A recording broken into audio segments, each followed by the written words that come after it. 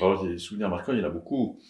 Il y en a beaucoup parce qu'on n'est jamais, on n'est jamais à l'abri ici de quelque chose qui vous surprend, que vous n'imaginiez pas. C'est une ville où il se passe tellement de choses qu'il est difficile de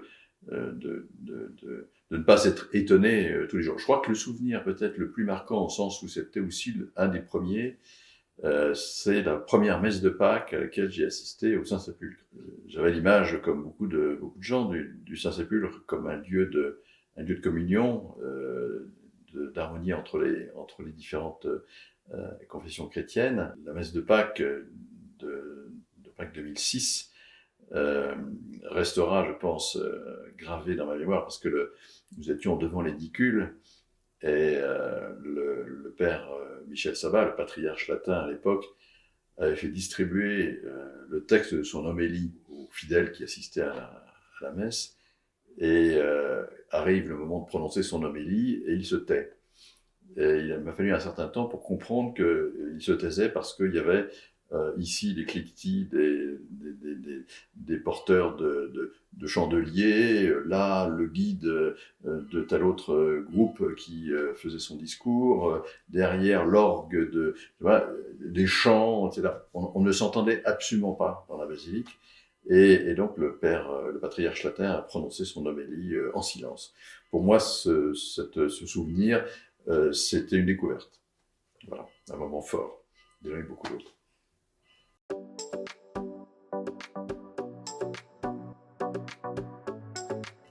Ceux auxquels je suis le plus attaché, disons, ce sont les domaines français. Le domaine de l'Éléonard, le domaine de Sainte-Anne, à Bourgogne, de Tourcoing.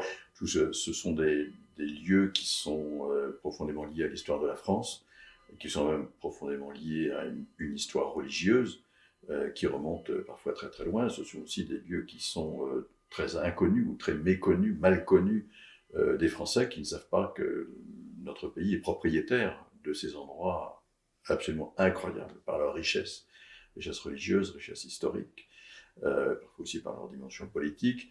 Et donc à la fois parce que j'ai eu en tant que consul général à gérer ces domaines sur le plan administratif, puisque le consul général représente l'État français en matière de gestion des domaines français à l'étranger, et parce que j'ai eu, pour les gérer correctement, j'ai eu à me plonger un peu dans leur histoire, et je crois que à ce titre-là, c'est peut-être ceux que je connais le mieux de Jérusalem et ceux auxquels je suis plus attaché.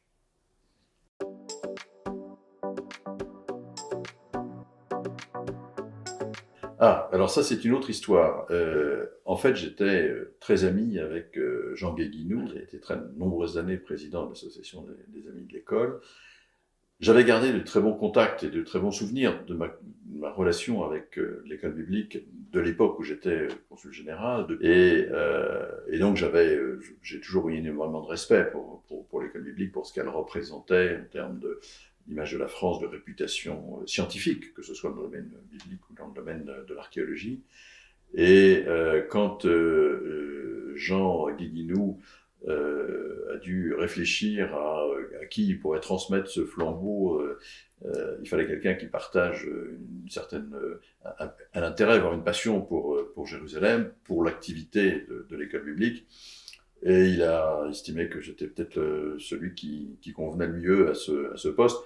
J'ai donc accepté, j'ai pas postulé, mais j'ai accepté d'essayer de le remplacer un peu au pied levé, parce que je voulais honorer cette demande au moment où lui-même était sur le point de malheureusement nous quitter.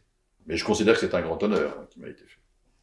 Et je l'ai accepté avec beaucoup d'humilité, et en même temps, vous me voyez déjà ici, donc je prends ça très au sérieux.